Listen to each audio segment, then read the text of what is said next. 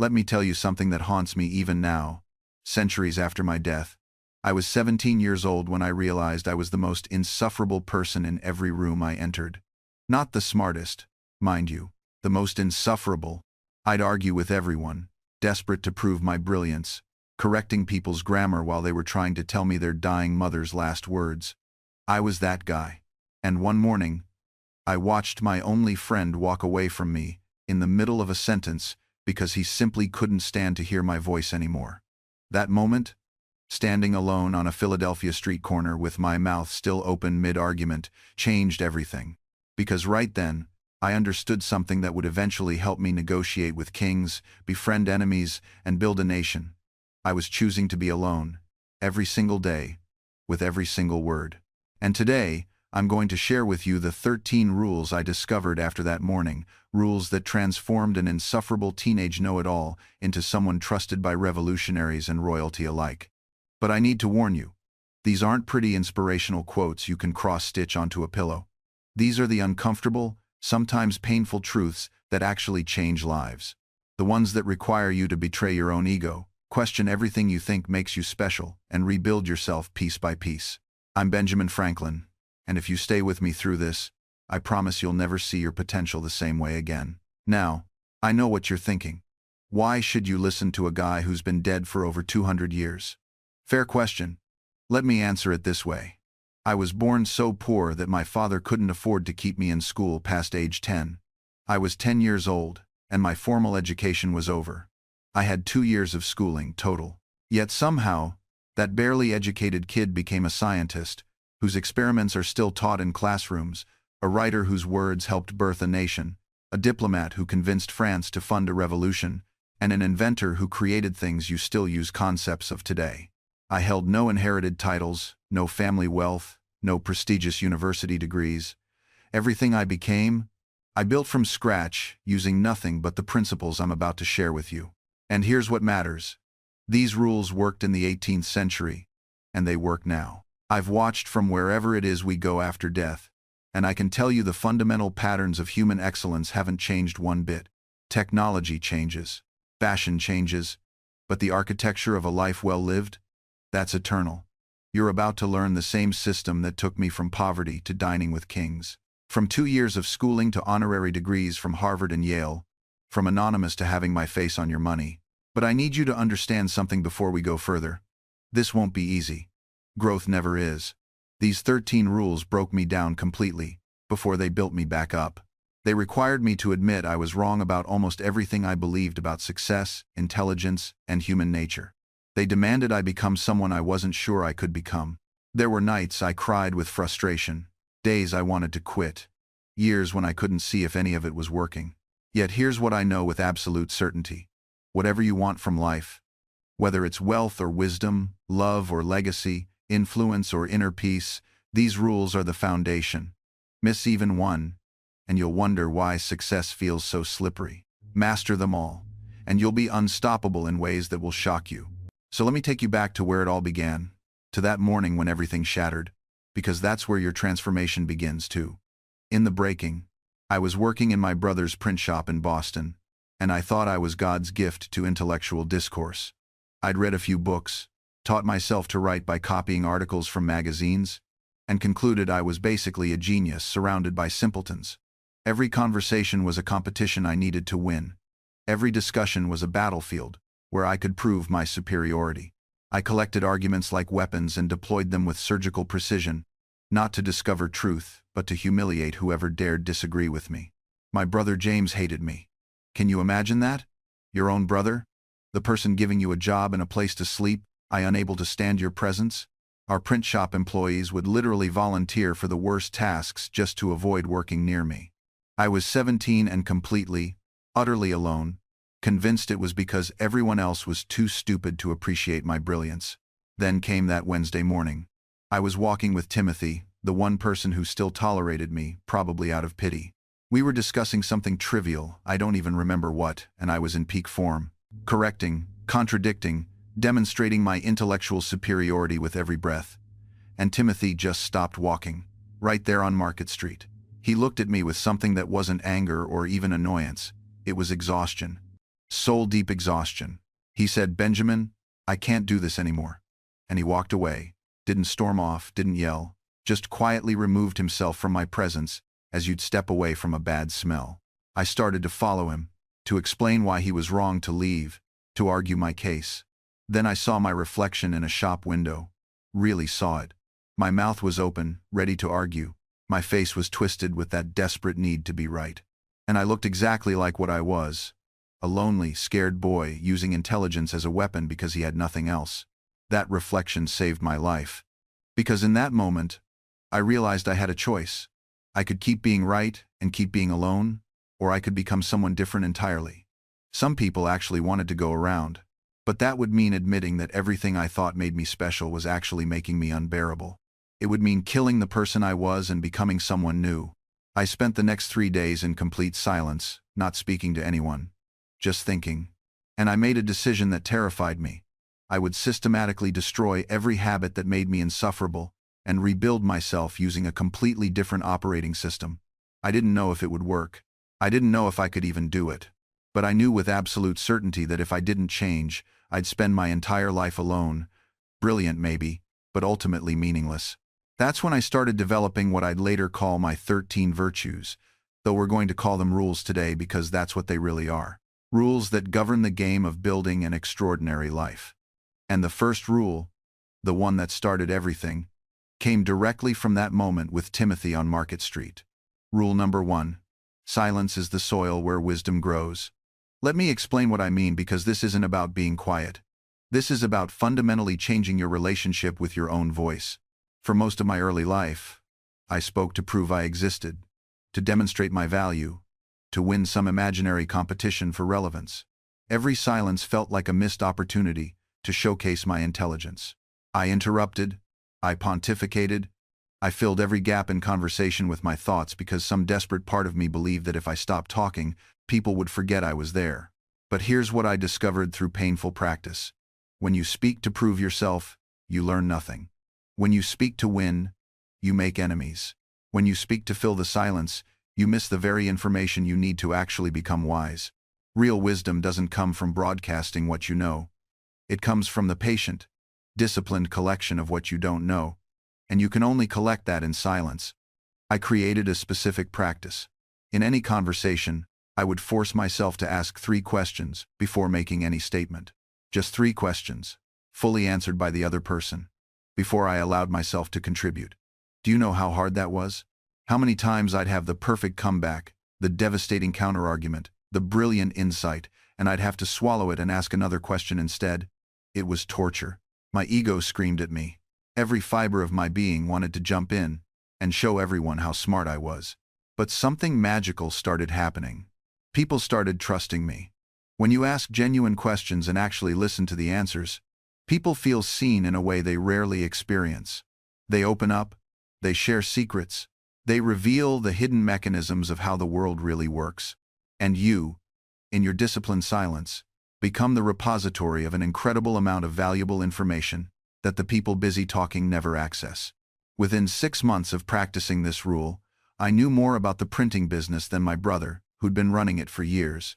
Not because I was smarter, but because I'd asked the paper suppliers, the ink makers, the distribution workers, and the customers questions that my brother was too busy talking to ask. I understood the entire ecosystem because I'd chosen to be silent and curious instead of loud and certain. But here's the deeper gift of silence. It gives you time to think before you speak. And thinking before speaking is basically a superpower. Most people say the first thing that comes to mind, which is usually some emotional reaction or half-formed thought. When you insert even 3 seconds of silence before responding, you access the rational, strategic part of your brain instead of the reactive, defensive part. You stop saying things you regret. You stop making enemies accidentally. You stop revealing information that hurts your position. I'll give you a concrete example.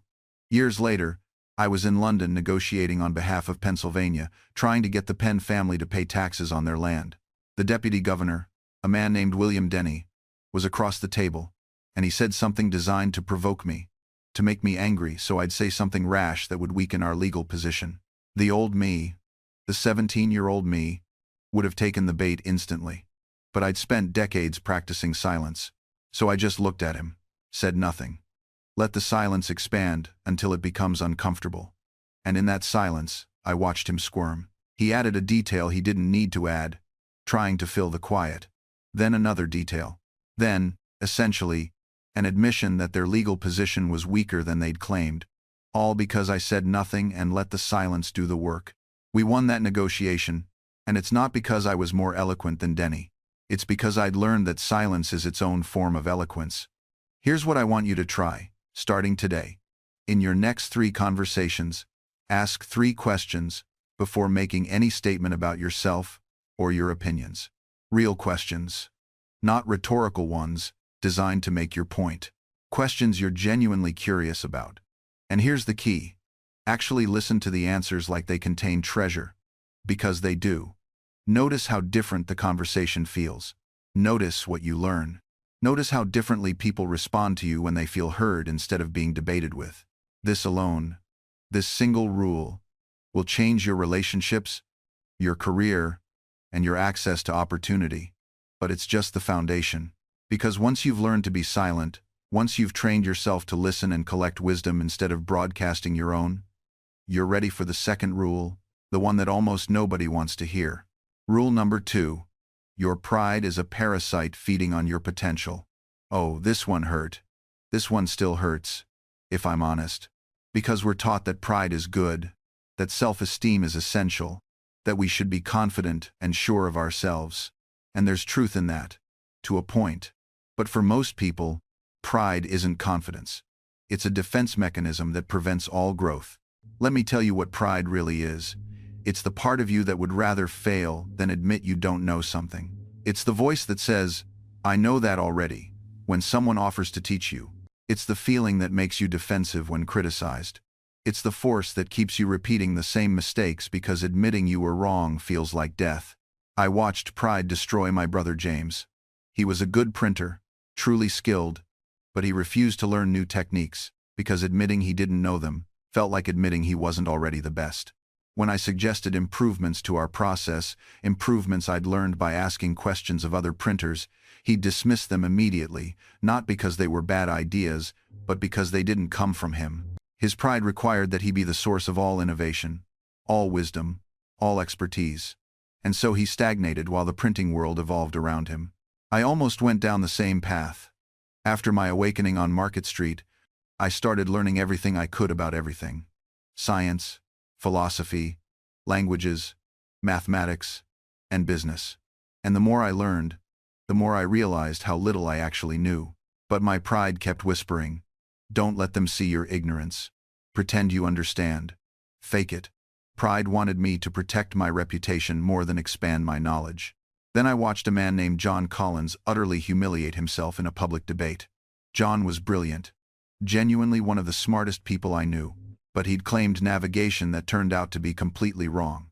Instead of admitting his error when corrected, he doubled down, then tripled down. He tied his entire identity to this wrong idea, and we all watched him argue himself into absurdity because his pride wouldn't let him say 3 simple words: "I was wrong." I realized I was watching my future if I didn't kill my pride, so I made a decision that probably sounds insane. I would aggressively, publicly, enthusiastically admit what I didn't know. And let me tell you, the first time I did this, it felt like jumping off a cliff.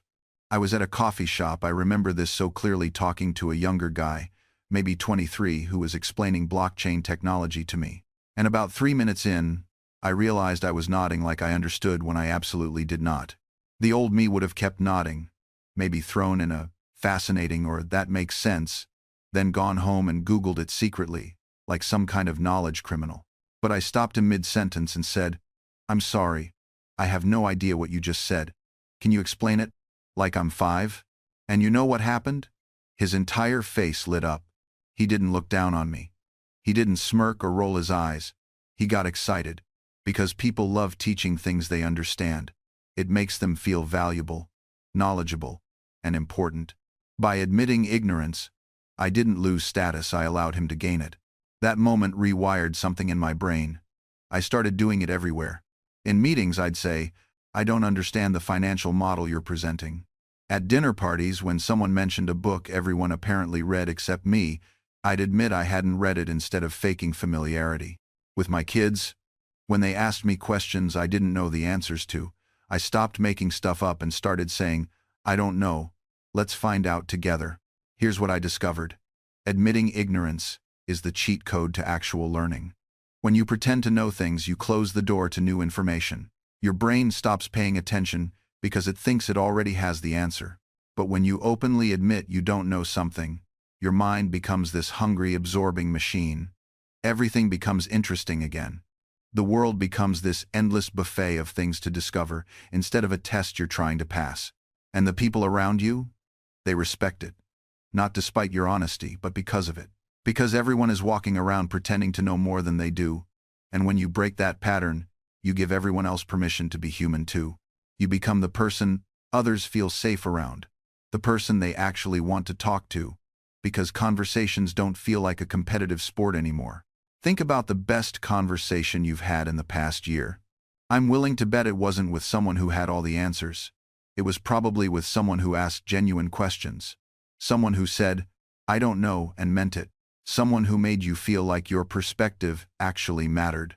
That's what happens when you stop performing expertise and start having actual dialogue.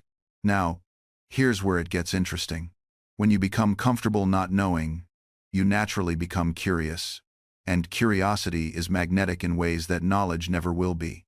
Knowledge says, "Here's how it is." Curiosity says, "Help me understand how you see it." One closes doors, the other opens them. I learned this lesson the hard way when I published my first paper on electricity. I was so desperate to sound authoritative that I made claims I couldn't fully support. Other scientists spotted it immediately. My credibility took a hit. But when I later admitted my uncertainty, when I framed my experiments as questions rather than conclusions, that's when the real breakthroughs happened. Because other minds joined in, people smarter than me added their observations.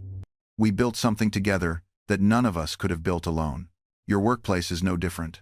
The person who says, "I'm not sure, what do you think?" isn't showing weakness. They're inviting collaboration. They're accessing intelligence beyond their own. They're building something bigger than their ego. And let's talk about your personal relationships for a moment, because this applies there too. How many arguments could you avoid if you started with, "Help me understand," instead of "You're wrong"? How many connections could deepen if you admitted, "I don't know how to handle this," instead of pretending you've got it all figured out? The strongest relationships I've witnessed aren't between people who never struggle. They're between people who can say, "I'm lost here," and trust the other person won't use it against them. That kind of vulnerability isn't a weakness. It's the foundation.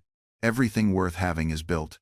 And here's what nobody tells you about that foundation. It doesn't just strengthen relationships with others. It transforms how you relate to yourself. When I was 23, I kept a journal where I wrote only my successes. Every breakthrough, every accomplishment, every moment, I felt proud. I thought documenting my wins would motivate me, keep me focused on becoming better. But I noticed something strange. The more I wrote, the more anxious I became. Because life isn't just wins. Most days are ordinary. Some days you fail, and I had no framework for processing those experiences. I was trying to build a life on a partial truth, and the foundation kept cracking. So I started writing the whole truth. The days I procrastinated. The times I snapped at people I cared about. The moments I felt completely inadequate. And you know what happened? I didn't spiral into self-loathing as I feared. I started recognizing patterns. I began understanding myself, not just the polished version I wanted to be, but the actual person showing up each day. That honest inventory changed everything. Because you can't fix what you won't face. And you can't grow past the parts of yourself you're pretending don't exist. Think about the last time you made the same mistake twice. Maybe it's losing your temper over something trivial. Maybe it's staying up too late and ruining your next day. Maybe it's saying yes when you mean no, then resenting people for asking. That pattern persists, not because you're weak or broken. It persists because somewhere along the way, you decided it was safer to ignore it than examine it. You built a story around it, "That's just how I am," or "Everyone does this," and that story let you off the hook. But that hook? It's still in you. And every time you repeat that pattern, it goes deeper. The alternative isn't judgment. It's curiosity. What if instead of beating yourself up, You got genuinely curious about why you keep doing the thing you say you don't want to do? When I ask people to get curious instead of critical, something interesting happens. Their shoulders drop. Their breathing changes. The whole energy shifts from prosecution to investigation, because curiosity doesn't carry the same emotional weight as judgment. Judgment says, I'm broken, and I need to be fixed. Curiosity says, I'm human, and I'm trying to understand myself. Let me give you a concrete example. Let's say you keep procrastinating on a project that actually matters to you. The judgment voice sounds like, I'm so lazy. What's wrong with me? Why can't I just do the thing? But curiosity sounds different. Curiosity asks, what am I afraid might happen if I start this? What need am I meeting by avoiding it? What would I have to face if I actually finished? And when you ask those questions honestly, you often discover something surprising. Maybe you're not lazy at all. Maybe you're terrified of being mediocre. Maybe finishing means you'll have to show it to people and risk their disappointment. Maybe success feels more dangerous than failure because it would change your identity. See, the behavior that looks like self-sabotage on the surface is often self-protection underneath. Your system is trying to keep you safe from something it perceives as a threat. The procrastination isn't the problem, it's the symptom. It's your psyche's clumsy attempt to solve a problem you haven't fully named yet. This is why beating yourself up doesn't work. You're attacking the symptom while ignoring the cause. It's like yelling at yourself for having a fever instead of treating the infection. When you approach yourself with genuine curiosity, you start to see the pattern beneath the pattern. You start to understand the hidden logic of your behavior. And once you understand it, you can work with it instead of against it. This doesn't mean you excuse the behavior or resign yourself to it. It means you stop fighting yourself long enough to actually understand what's happening. Because you can't solve a problem you don't understand, and you can't understand a problem you're too busy judging. Self-compassion isn't weakness. It's strategic intelligence. When you're beating yourself up for being anxious around certain people, you're using energy that could be spent actually addressing the situation. You're creating a second layer of suffering, the original pain plus your judgment about having that pain. I watched this play out with a friend who constantly berated himself for feeling intimidated by his father-in-law. Every family gathering, he'd tense up, and then he'd spend the entire drive home tearing himself apart for being weak and pathetic. His wife would try to comfort him, but he was locked in this brutal cycle of self-attack. Then, one day, something shifted. He stopped fighting it.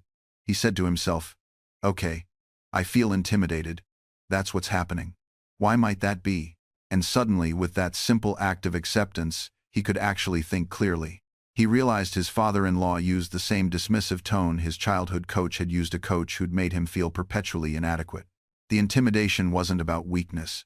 It was about an old wound being poked. Once he understood that, he could work with it.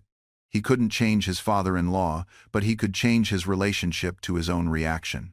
He could recognize the old voice for what it was, an echo, not a truth.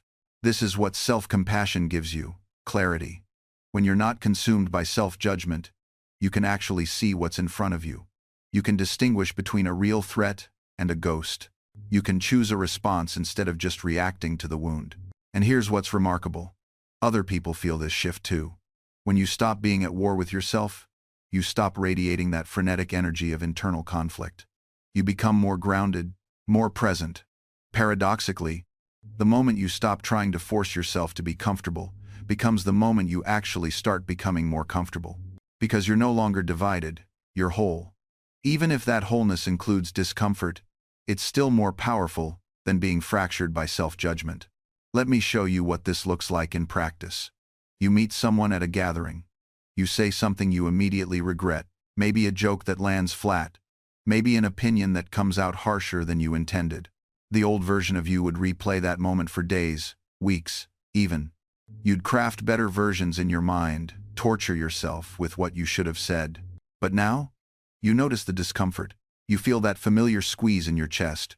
And instead of fighting it or trying to fix it, you simply observe, there's that feeling of social embarrassment. It's uncomfortable, but it's just a feeling. You don't make it mean you're a terrible person. You don't catastrophize that everyone now hates you. You just let it be there, like a cloud passing through your internal sky. And here's what happens next, something remarkable. Because you're not consumed with managing your internal reaction, You actually have the presence of mind to engage with reality.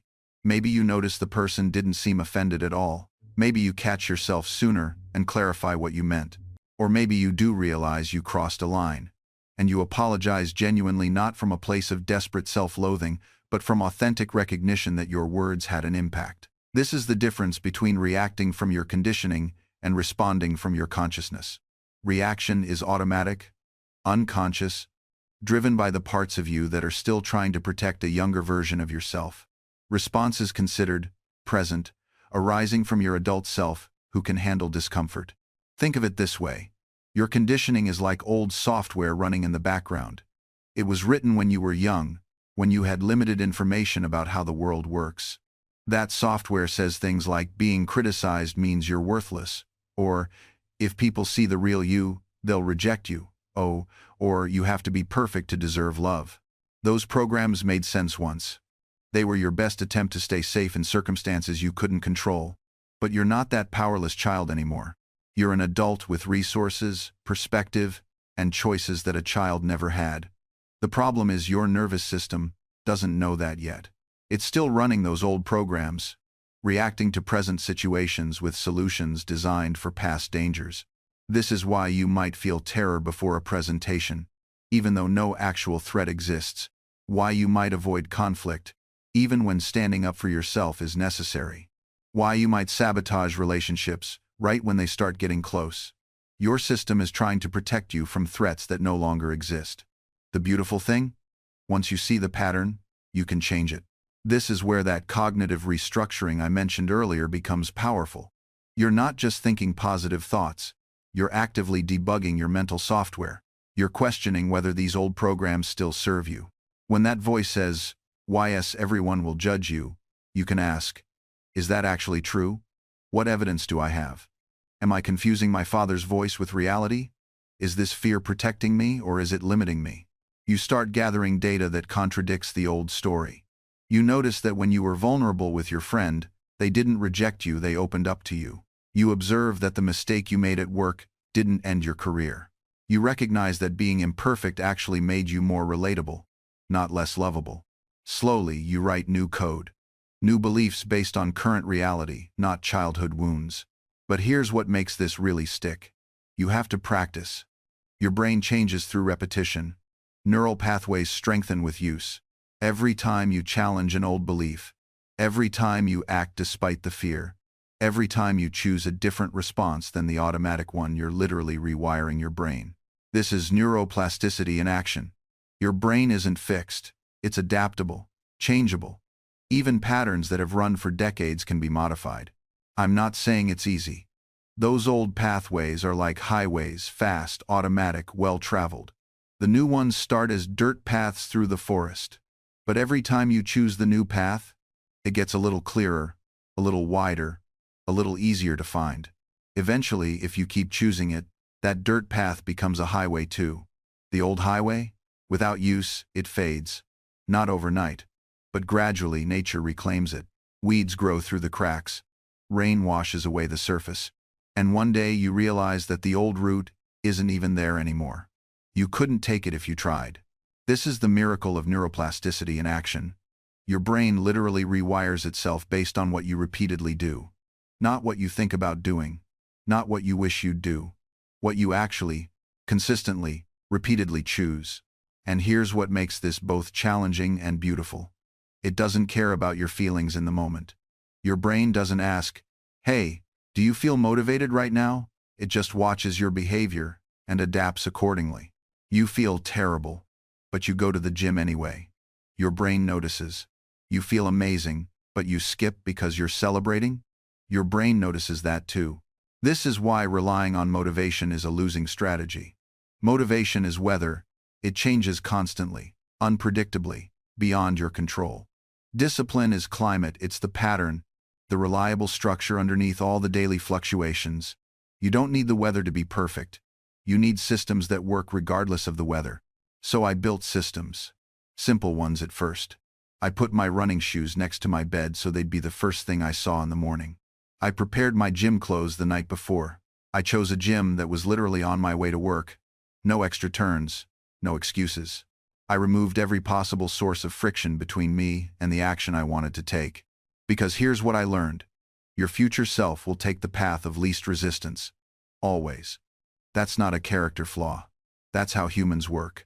So, if you want your future self to make better choices, you don't rely on willpower. You engineer the environment, so the better choice is also the easier choice. Now, you might be wondering, Benjamin, what does this look like in practice? Let me tell you about a printer in Philadelphia who struggled with distractions every single morning. That printer was me. I'd wake up with grand intentions. I'd tell myself, today, I'm going to write for 3 hours straight. No interruptions, just me and the page. And then what happened? A neighbor would knock on my door. A customer would need something printed urgently. A friend would invite me for coffee. And before I knew it, the entire morning had evaporated like dew under the summer sun. Sound familiar? Here's what I finally figured out. I couldn't control whether people knocked on my door, but I could control whether I was available when they did. So I stopped trying to resist distractions. Instead, I removed myself from the environment where distractions could find me. I started waking up at 4 in the morning before anyone else in Philadelphia was awake. I'd go to a quiet room in my print shop, lock the door, and write until the city stirred to life. No willpower required. No internal battle. Just a simple environmental shift that made focus inevitable. That's engineering over willpower. And you can do the same thing today. Want to eat healthier? Don't keep junk food in your house. Want to save money? Set up automatic transfers to your savings account so the money disappears before you can spend it. Want to exercise more? Put your workout clothes next to your bed so they're the first thing you see in the morning. These aren't tricks. They're architectural decisions about your life. Because here's the uncomfortable truth most people don't want to hear. If you're consistently failing at something despite your best intentions, the problem isn't your character. It's your environment. You're not weak. You're just swimming upstream in a river designed to pull you in the wrong direction. Change the river, and you change the outcome. Now, let me take this one step further, because this is where it gets really interesting. The companies that design these platforms, they've figured something out that most people don't even realize. They've learned that the human brain isn't wired for the world we live in now. Our brains evolved in small tribes where we knew maybe 150 people our entire lives. Now, you're exposed to thousands of faces, opinions, and comparisons every single day. Your brain literally cannot process it all without shortcuts, and those shortcuts are what get exploited. Every notification, every like, every comment, it triggers a tiny hit of dopamine. That's the same chemical that fires when you eat, when you gamble, when you win something. Your brain starts associating these digital actions with survival and reward. But here's the trick. The rewards are random. Sometimes you post something, and it blows up. Sometimes it gets crickets. That randomness, that's what makes it addictive. It's called variable ratio reinforcement, and it's the same principle that keeps people pulling slot machine levers in casinos for hours. The platforms know this. They have teams of neuroscientists, behavioral psychologists, and engineers whose entire job is to keep you scrolling just a little bit longer. They A/B test button colors, notification timings, feed algorithms, all to maximize what they call engagement. But let's be honest about what engagement really means. It means time, your attention, your life. And they've gotten so good at it that the average person now picks up their phone over 2,600 times a day. Think about that. That's once every 10 minutes you're awake. You're not checking for emergencies. You're not even checking for important messages most of the time. You're just checking. It's become a reflex, like scratching an itch. Now, here's what really troubles me.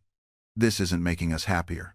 Every major study shows that heavy social media use correlates with higher rates of anxiety, depression, and loneliness. The more connected we are digitally, the more isolated we feel emotionally. Because those connections aren't real, they're performative. You're not building relationships. You're building an audience. And audiences judge. They don't support. They don't hold you when you're struggling. They just scroll past. Look at what real support requires. Real friendship demands showing up when it's inconvenient. It means sitting with someone in their pain when you'd rather be anywhere else. It means having difficult conversations that risk the relationship because you care more about their well-being than their approval. I learned this during the printing strike of 1736. My competitor had paid workers to sabotage my press. I lost 3 major contracts in 1 week. I was facing bankruptcy. Genuine ruin. You know who showed up? Not the 50 merchants who smiled at my dinners. Not the politicians who praised my almanac at parties. There were 4 men. 4. Thomas Denham, who brought his ledger and helped me restructure my debts.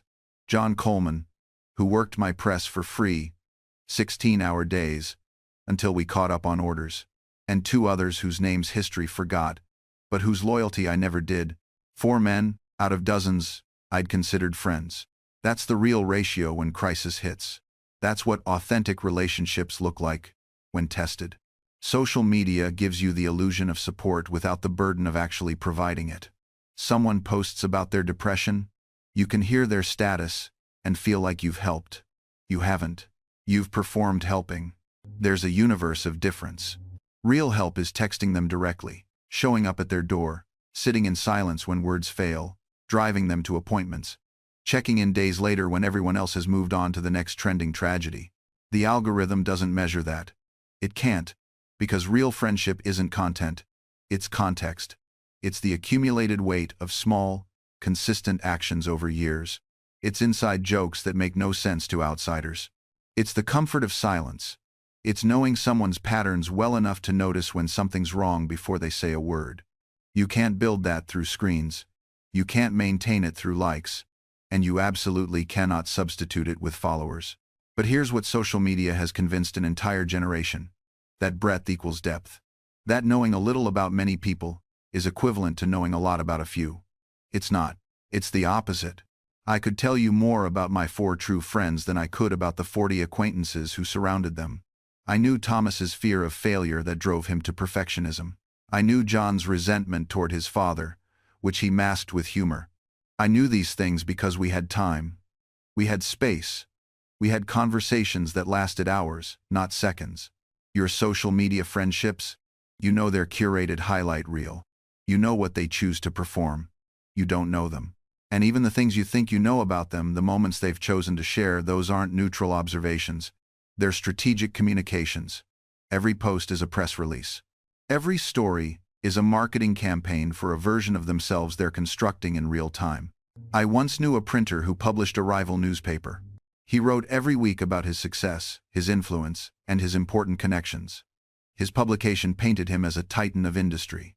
Meanwhile, I knew for a fact his creditors were circling. His wife had left him. He drank himself into oblivion most evenings just to silence the shame. The gap between his published image and his lived reality was an ocean. But to anyone who only read his paper, he was thriving. Social media is that newspaper, except now everyone's publishing one. Everyone's the editor of their own mythology.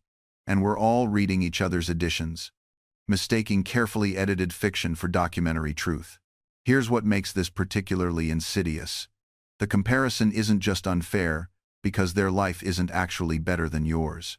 It's unfair because you're comparing your raw, unedited internal experience complete with anxiety, doubt, boredom, and struggle to their carefully produced external highlight reel. You're comparing your behind-the-scenes footage to their final cut, your blooper reel to their Oscar submission, your rough draft to their published manuscript.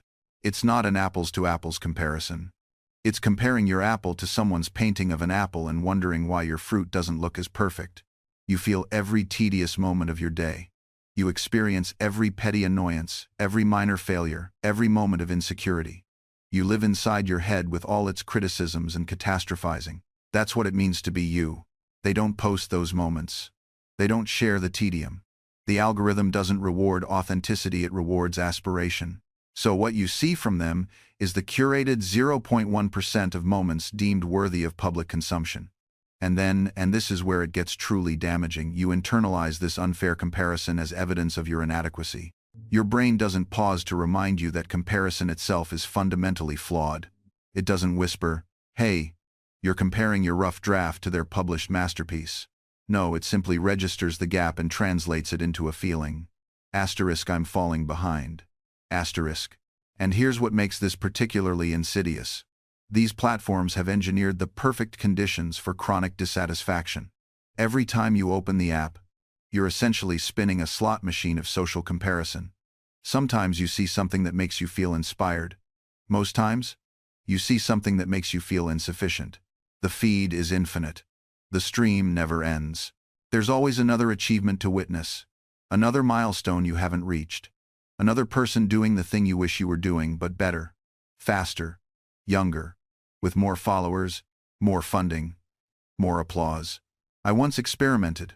For 1 week, I asked a young man to photograph every time he checked social media and felt inadequate. By day 3, his camera roll was full. By day 7, he stopped counting. "It's everything," he told me. "Every post makes me feel like I'm not enough. Every single post." That's not a personal failing. That's a design outcome. These platforms profit from your engagement, and nothing drives engagement quite like envy, aspiration, and the fear of missing out. They've gamified your self-worth. Now you might protest, but Benjamin, I follow motivational accounts. I see inspirational quotes. Surely that's positive. And I would respond. Even inspiration, when delivered in endless doses without context or nuance, becomes another form of pressure, another standard you're not meeting. Another reminder that you should be hustling harder, waking earlier, optimizing better. The message is always the same. Asterisk. You're not doing enough. You're not being enough. Everyone else has figured it out. Why haven't you? Asterisk. And so we comply. We wake up earlier. We hustle harder. We add another course, another side project, another optimization to the routine. We download the app that tracks our water intake, the one that gamifies our morning pages, the Chrome extension that blocks distracting websites during deep work hours. We're not just living our lives anymore, we're managing them like startups, complete with quarterly reviews and pivot strategies. But here's what nobody tells you about that game. Asterisk, it has no winning condition. Asterisk, there is no level where you finally get to rest. No achievement that unlocks the "you're enough now" badge. The bar doesn't stay in one place long enough for you to clear it. You hit your revenue goal, and suddenly, 6 figures isn't impressive. 7 is the new benchmark. You build the audience, and now you need the engagement rate. You get the engagement rate, and now you need the conversion funnel. The goalposts don't just move, they multiply. And the cruelest part? We've internalized this. We've made it our own voice. It's not just the algorithm or the guru or the ad anymore, it's times us asterisk, lying awake at 3 in the morning, running through the mental checklist of everything we should have done differently. Asterisk, I should have started that newsletter by now. Asterisk. Asterisk, I should be further along at this age. Asterisk. Asterisk, I should be monetizing this hobby. Asterisk. Asterisk, I should have my life together as they do. Asterisk. Should. That word has become the soundtrack of modern existence, hasn't it? A constant hum of inadequacy that colors everything we touch. We can't even enjoy our small wins anymore because we're too busy calculating how they stack up against everyone else's highlight reel. I finished writing a chapter today, but she finished a whole manuscript. I got promoted, but he started his own company. I'm learning to cook, but they're already teaching cooking classes online. Every accomplishment comes pre-installed with an asterisk, a footnote that whispers, asterisk yes, but it's not enough. Asterisk, and that's exactly how the system wants it. Because a person who feels adequate, a person who feels genuinely satisfied with their progress, that person stops consuming. They stop clicking. They stop buying solutions to problems they don't actually have. The entire infrastructure of modern productivity culture, the courses, the coaches, the content, the conferences, it all runs on one fuel source. Asterisk your feeling of insufficiency. Asterisk. And they have built an empire on making sure you never feel sufficient. Every notification is engineered to remind you that you're missing something.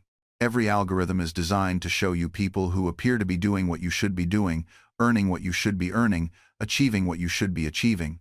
The productivity industrial complex doesn't sell you systems.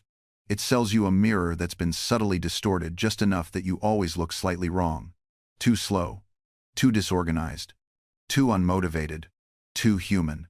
I watch people consume productivity content like it's medicine for a disease they don't have. They watch videos about morning routines performed by people whose entire job is filming morning routines. They read focus articles written by writers who get paid to be distracted by new productivity trends. They buy courses on time management from people who make their living teaching time management, not actually managing time to build anything else. It's a closed loop of artificial expertise, and you're funding it with your attention and your anxiety. Here's what I need you to understand. The feeling that you're not doing enough. That's not insight. That's not self-awareness. That's the product working exactly as designed.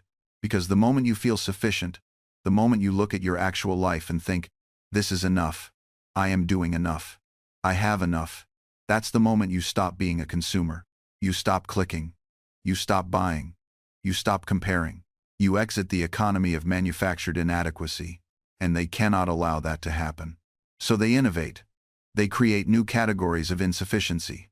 First, you weren't productive enough. Then you weren't mindful enough. Then you weren't optimized enough. Now you're not leveraging AI enough, not building in public enough, not monetizing your existence enough. The target keeps moving because a moving target can never be hit.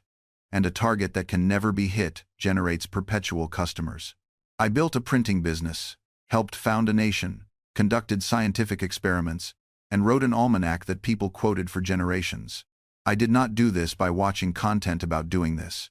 I did it by sitting at the printing press at 4 in the morning when my hands were cold and my eyes burned from exhaustion. I did it by writing one page at a time, selling one newspaper at a time, and having one difficult conversation at a time with people who had the power to say yes or no to my ideas. The gap between consuming information and applying it is where most dreams go to die, and the algorithm has turned that gap into a chasm. Because here is what they discovered. If they can keep you watching, they never have to help you succeed. Your success is actually bad for their business model. A person who achieves their goal stops searching for content about achieving that goal. Think about that for a moment. The platform earns nothing from your breakthrough. They earn everything from your endless searching. Every video you watch generates revenue.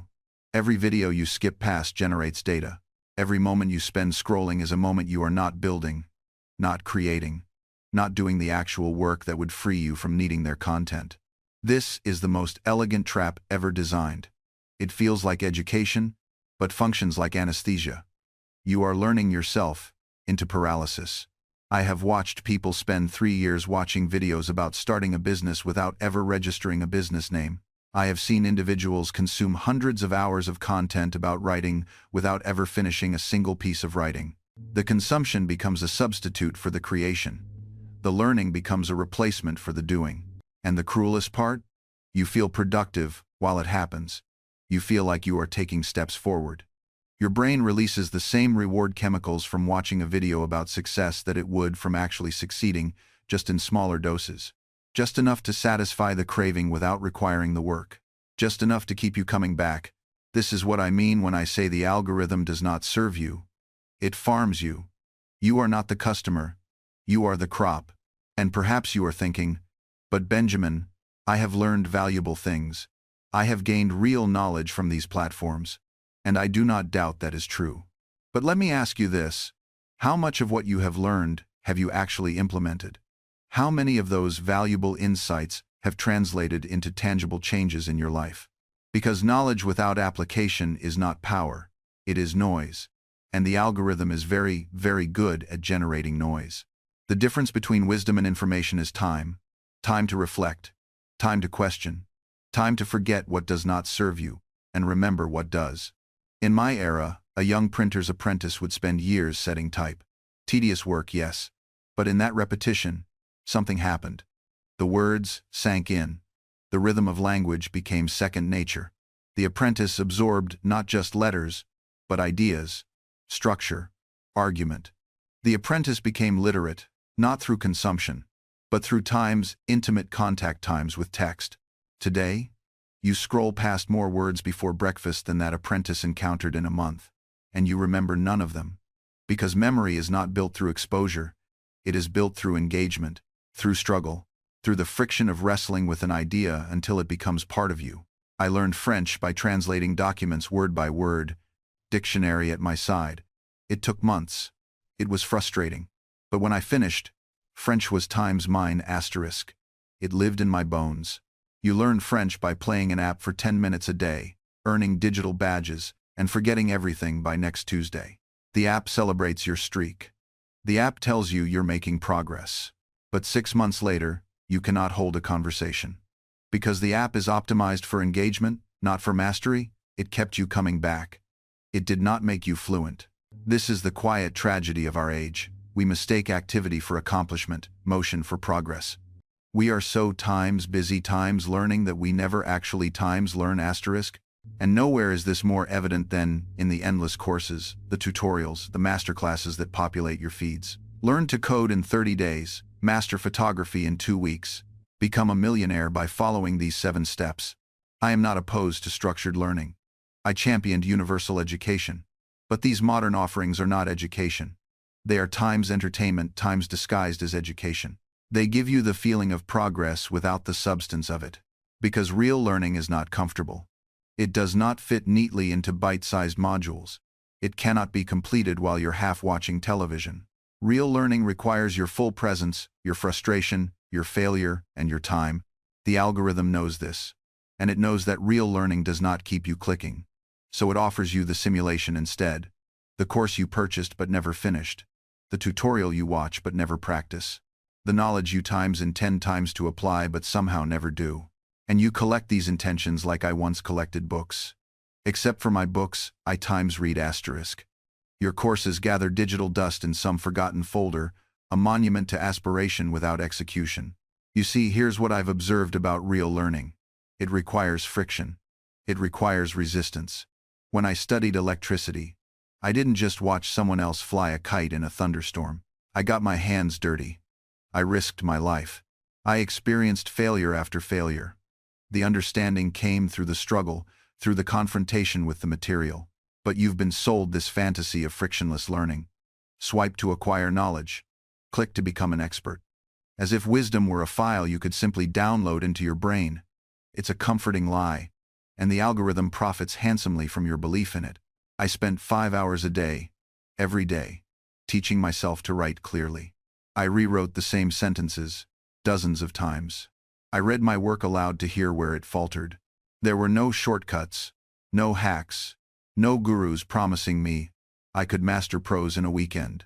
Just me, paper, ink, and the brutally honest feedback of my own critical eye. When I wanted to understand science, I didn't bookmark articles about science. I conducted experiments.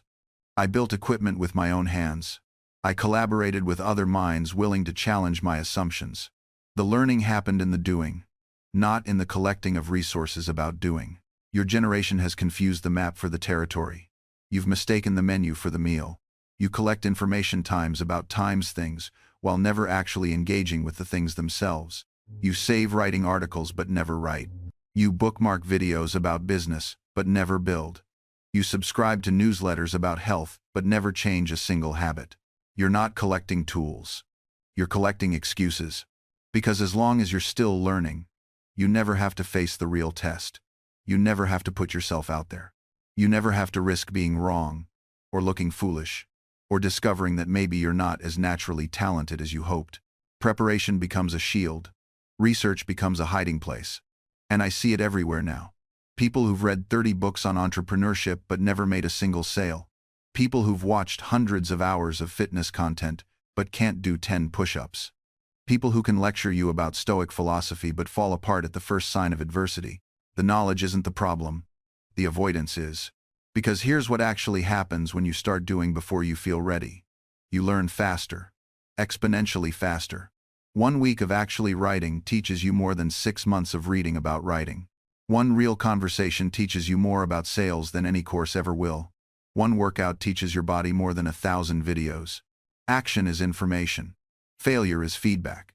Experience is the only teacher that matters. But we've been conditioned to believe the opposite. We think mastery comes from accumulation, more books, more courses, more credentials. We think there's some magic threshold of knowledge after which we'll finally be ready. There isn't. The people you admire? They started messily. They launched half-baked ideas. They published imperfect work. They looked foolish and kept going anyway. The difference wasn't that they knew more. It's that they moved anyway. And every day you spend preparing is a day someone else spends improving. While you're taking notes, they're making mistakes. While you're collecting resources, they're building testimonials. While you're getting ready to get ready, they're already 10 iterations ahead. This isn't about being reckless, it's about understanding that readiness is a feeling, not a fact, and that feeling will never come if you keep waiting for it. You don't learn to swim by reading. You don't learn to lead by studying. You don't build confidence by preparing. You jump in the water. You make the decision. You do the scary thing with shaking hands and figure it out as you go. Because preparation has diminishing returns, but action has compounding ones. And let me tell you something about action that nobody wants to admit. It's supposed to be messy. It's supposed to feel chaotic. The first draft of anything is garbage.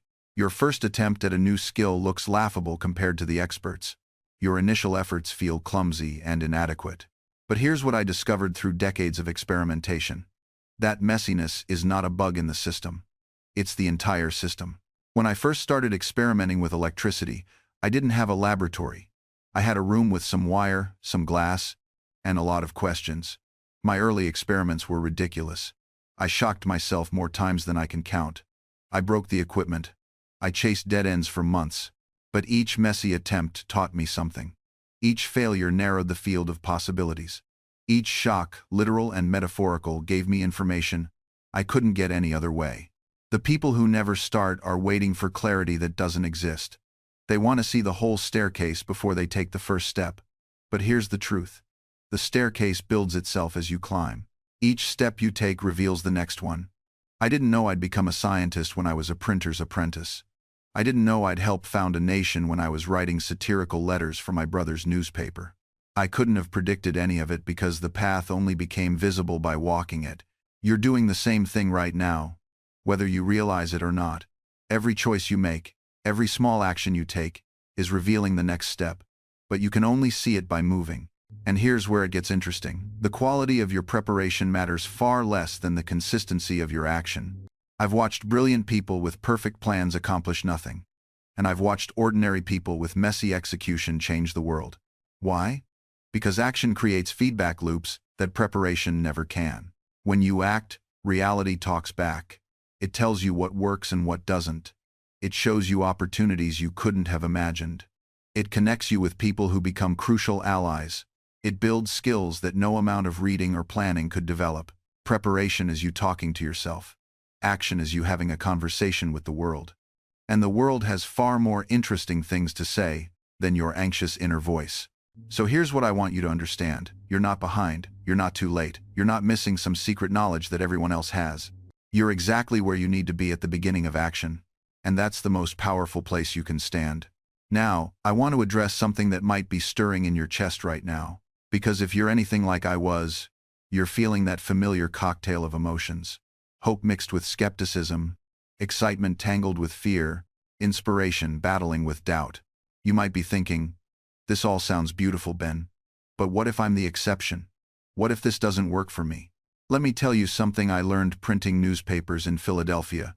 The press doesn't care about your doubts. When you set the type and pull the lever, it prints.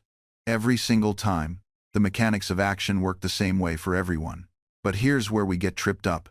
We think success requires some special ingredient we don't possess. We look at people further along the path and assume they have something we lack: better genes, more talent, the right connections, perfect timing.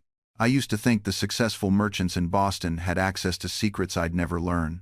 I thought the writers in London possessed abilities I'd never develop. I thought the scientists in Paris understood principles I'd never grasp. Every single time, I was wrong. You know what they actually had? They had started. They had continued. They had failed repeatedly, and kept going anyway.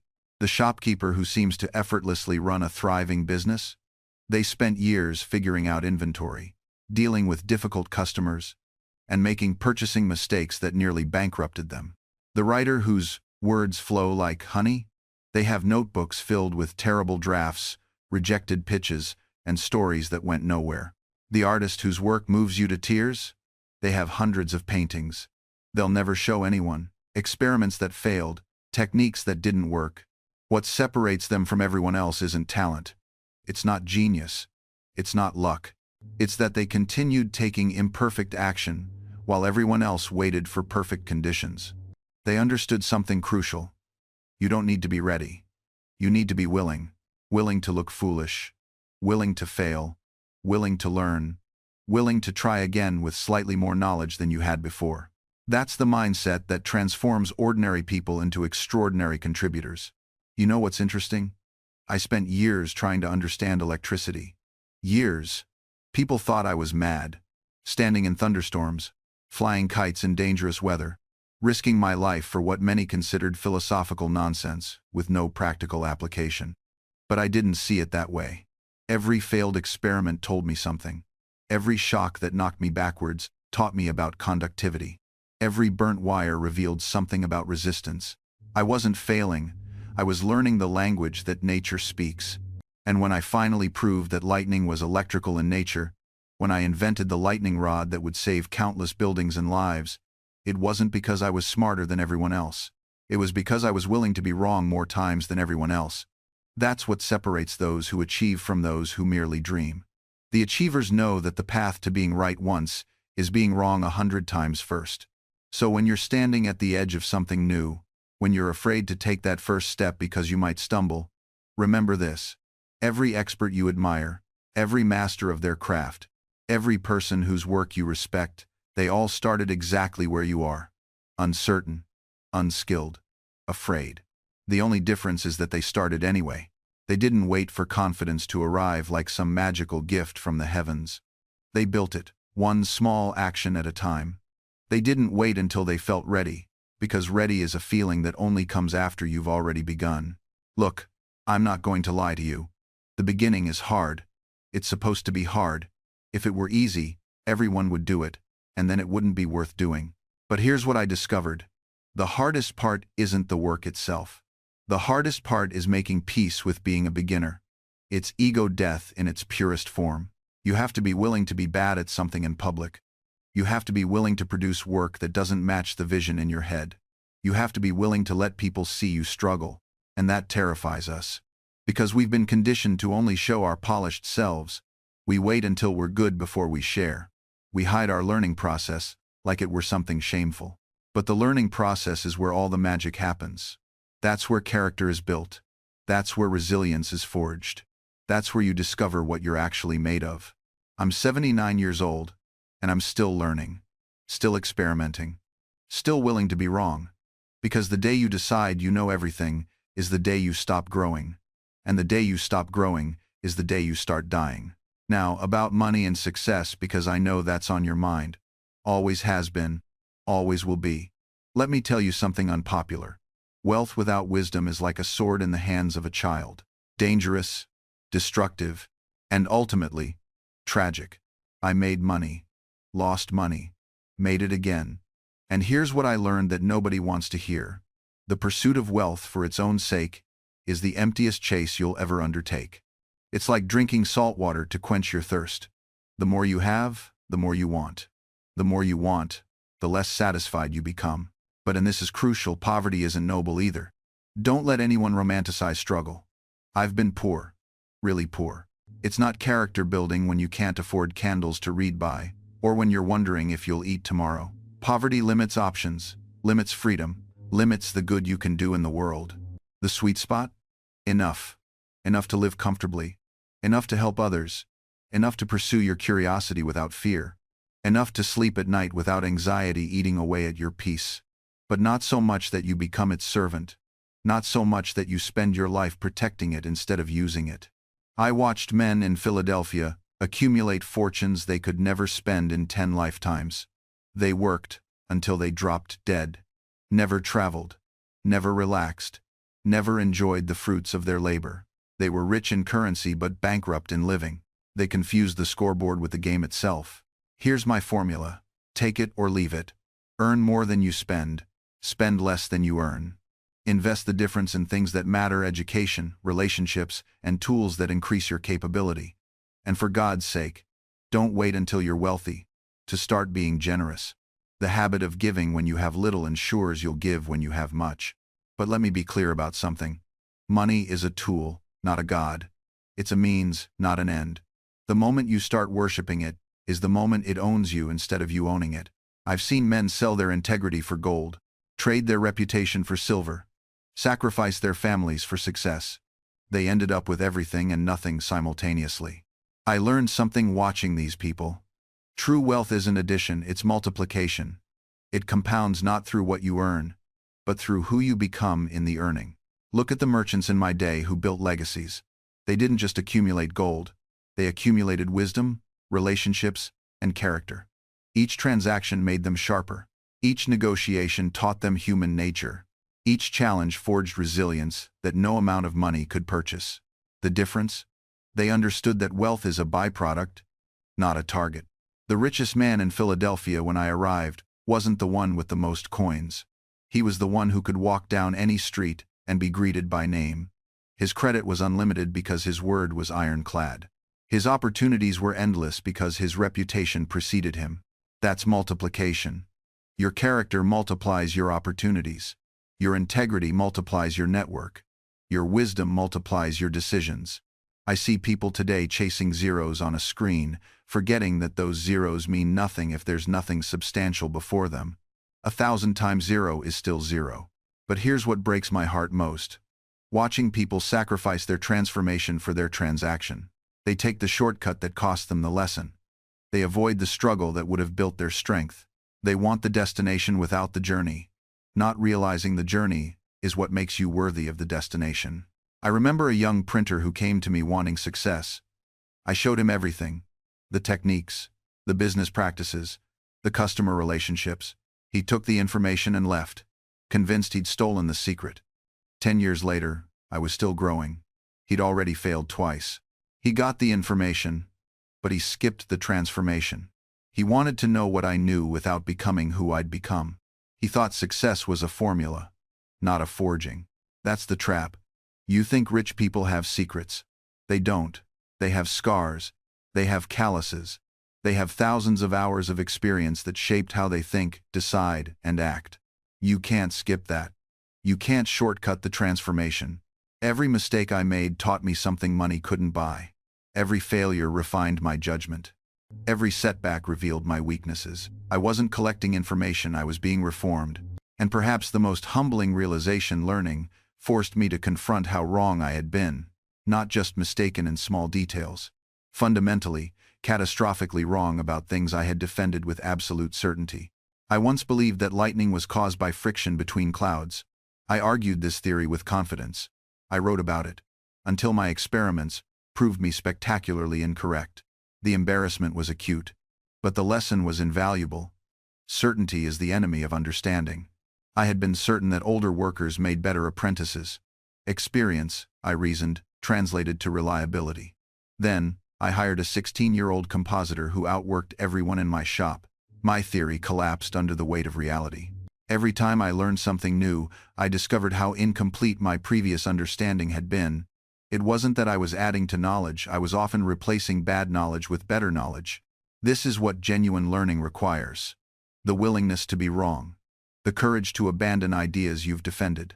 The humility to say, I thought I understood, but I was mistaken. Most people never develop this capacity. They collect new information but refuse to challenge their existing beliefs. They learn additions but never subtractions. Their knowledge grows wider but never deeper because they won't excavate the faulty foundations. I made it my practice to actively seek out my errors. When I noticed myself becoming certain about something, I'd deliberately search for contradicting evidence. When I caught myself defending a position too vigorously, I'd force myself to argue the opposite side. This wasn't pleasant. It meant constantly discovering that I was wrong. It meant admitting mistakes publicly. It meant revising opinions I had stated confidently just months before. But it made me dramatically more capable. Because I wasn't just learning what was true, I was systematically removing what was false. I was refining my thinking through repeated failure and correction. The newspaper editors who dismissed my ideas never developed this ability. They remained certain of their correctness even as the world changed around them. Their confidence was their ceiling. My doubt became my competitive advantage. My willingness to be wrong made me more often right. My comfort with revision allowed me to improve while others stagnated. Learning isn't about always being correct. It's about becoming less wrong, deliberately and continuously. The printing press taught me another invaluable lesson about learning the power of systems over moments of inspiration. My competitors would wait for large orders. work frantically when business arrived, then sit idle during slow periods. Their income fluctuated wildly. Their skills developed unevenly. I built a different approach. Every morning, regardless of whether I had paying work, I set type for 2 hours. Sometimes I reproduced pages from books I admired, studying their layout and typography. Sometimes I experimented with new techniques. The key was consistency, not intensity. This disciplined practice created compound returns that occasional bursts of effort never could. My speed increased incrementally, 5% faster one month, 3% the next. My eye for design sharpened gradually. Small improvements, sustained over months and years, transformed me from a competent printer into a master craftsman. Most people dramatically overestimate what they can accomplish in a week and catastrophically underestimate what they can achieve in a year. They launch ambitious learning projects with unrealistic expectations, burn out within days, then conclude they lack talent or discipline. The pattern repeats endlessly. The truth is simpler and more encouraging. Consistent, modest effort defeats sporadic heroics every time. 30 minutes of daily practice will surpass 3-hour weekend marathons. Not because the total time is greater, though it often is, but because regular engagement keeps your mind actively processing even between sessions. Your brain continues working on problems after you've stopped consciously thinking about them. Sleep consolidates new skills. Repeated exposure strengthens neural pathways. But these processes require consistency to function effectively. Cramming delivers temporary retention that evaporates quickly. Spaced practice builds permanent capability. I applied this principle to everything I learned. When studying languages, I read for 20 minutes each morning rather than attempting marathon sessions that left me exhausted. When learning science, I conducted one small experiment daily instead of elaborate weekend projects. The cumulative effect was extraordinary. This approach also eliminated the psychological burden that derails most learning efforts. I never felt overwhelmed because each day's commitment was manageable. I never felt guilty about insufficient progress because I was honoring my system. And I never questioned whether I was really learning because the evidence accumulated visibly over time. Your modern world seems obsessed with hacks, shortcuts, and accelerated methods. I understand the appeal, but true mastery cannot be rushed, only sustained. The question isn't how quickly you can learn something, but whether you'll still be learning it next month, next year, next decade. Build systems that outlast motivation. Create habits that persist when enthusiasm fades. Trust in consistency more than intensity. I've seen men chase perfection and miss their purpose entirely. They polish their prose until the message dies. They wait for ideal conditions that never arrive. They prepare endlessly but never act. Perfection is the enemy of progress. Done is better than perfect. Ship the work. Learn from the response. Improve the next version. The market teaches faster than meditation ever will. You know what separates the successful from the stalled? The successful ship imperfectly works and iterates. The stalled refine in isolation and wonder why nobody cares. One builds momentum, the other builds nothing. I published Poor Richard's Almanac, knowing it wasn't Shakespeare. But it reached thousands, influenced millions, and funded my experiments. Had I waited for literary perfection, I'd have published nothing and influenced no one. Your first attempt will be flawed. Your 10th will be better. Your 100th will be remarkable. But none of that happens if you don't start with the imperfect first. Stop using perfectionism as procrastination. Stop hiding behind preparation. The world doesn't need your perfect version 5 years from now. It needs your useful version today. Now, let me address the isolation that kills more dreams than failure ever could. Community isn't optional. It's essential. I didn't invent the lightning rod in a vacuum. I didn't establish libraries, fire departments, or universities alone. Every significant achievement of my life involved collaboration, debate, and shared effort. The Junto, my weekly discussion group, shaped my thinking more than any book. We challenged each other's assumptions. We shared resources and opportunities. We held each other accountable to our stated ambitions. You need your Junto. Find people pursuing mastery in their own domains.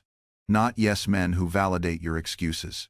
Not pessimists who project their limitations onto you. But fellow practitioners who challenge you to rise. Share your work before it feels ready. Seek criticism from those whose taste you respect. Learn to separate your ego from your output. The work is not you. Feedback on the work is not a judgment of your worth.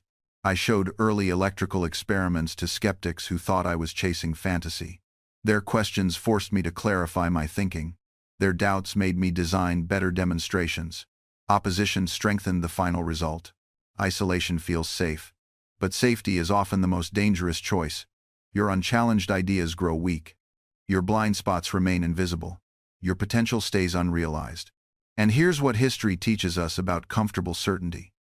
The greatest discoveries weren't made by those who knew everything, they were made by those who questioned what everyone else assumed was a settled fact. The physician who insisted bloodletting cured every ailment lost patience to the heretic who suggested cleanliness might matter.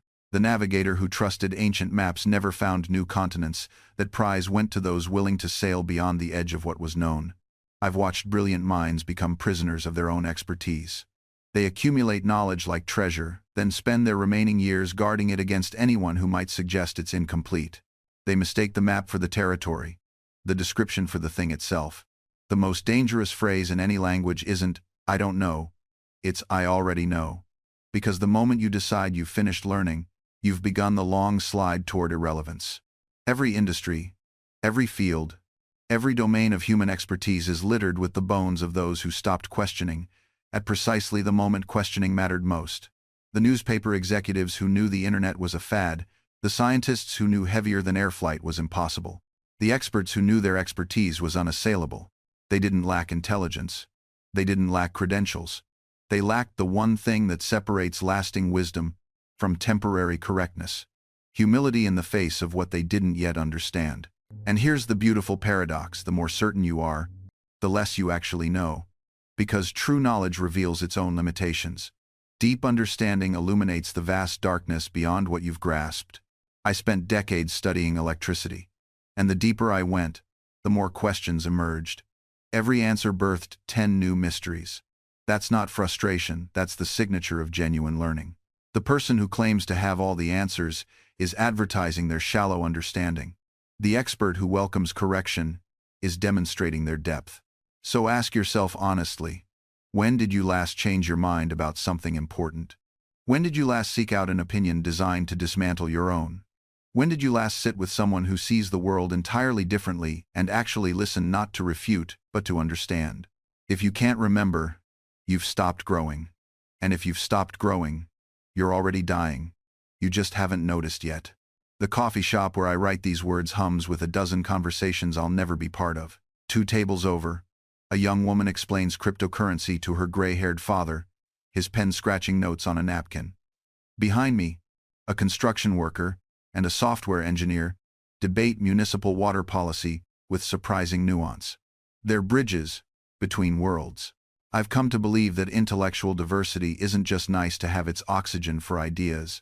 Every breakthrough I witnessed in Philadelphia came from collision, not comfort. Franklin and Adams fought constantly, yet that friction produced fire. Jefferson's agrarian idealism crashed against Hamilton's financial pragmatism, and from that wreckage rose an economic system that, for all its flaws, funded a nation. We've traded that productive friction for frictionless feeds. We've mistaken agreement for wisdom, silence for peace. But wisdom requires wrestling. Peace requires the courage to sit across from someone whose truth contradicts yours and say, "Tell me more." I'm not romanticizing the argument for its own sake.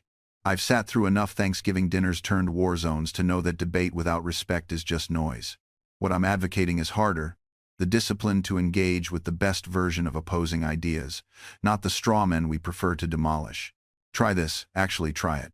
Find someone whose politics make your skin crawl. Not to argue, just to ask, how did you come to see it that way? Then, and this is the part that hurts, shut up, let them finish.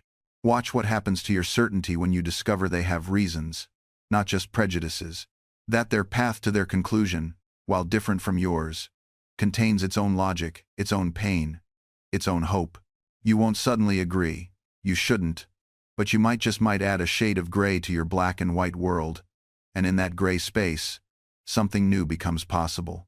Not compromise, which is often just cowardice, but synthesis, a third way neither of you could have imagined alone. I've seen it happen in rooms smaller than a Philadelphia print shop.